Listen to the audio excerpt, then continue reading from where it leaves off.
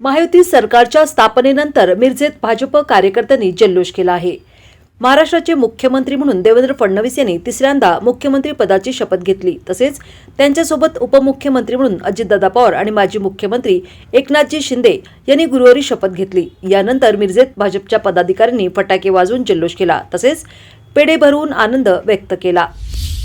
खऱ्या अर्थानं आज महाराष्ट्रात दिवाळी साजरी झाली म्हटलं तर काय वावगं ठरणार नाही। आज सरकारनं आज इतक्या मोठ्या प्रमाणामध्ये जनतेनं न्याय दिलेला आहे। देवेंद्र फडणवीस असू दे, एकनाथ शिंदे असू दे, अजित पवार साहेब असू देत, सगळ्यांचे आज शपथविधी झालेले आहे।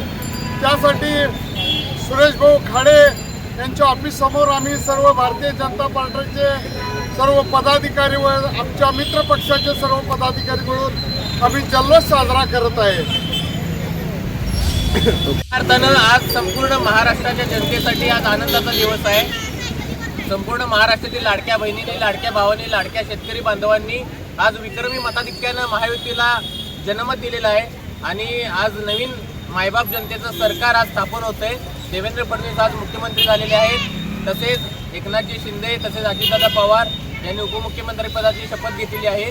या सर्वांना मिरजकर जनतेच्या वतीनं शुभेच्छा आहेत। आज आम्ही नामदार डॉक्टर सुरेश भाऊ खाडे यांच्या नेतृत्वाखाली आणि युवा नेते सुशांतदादा यांच्या मार्गदर्शनाखाली आम्ही इथे जल्लोष साजरा केलेला आहे आणि या नवीन सरकार स्थापन झाल्याबद्दल सर्व मिरजकर जनतेला तसेच सर्व नागरिकांना मनपूर्वक शुभेच्छा।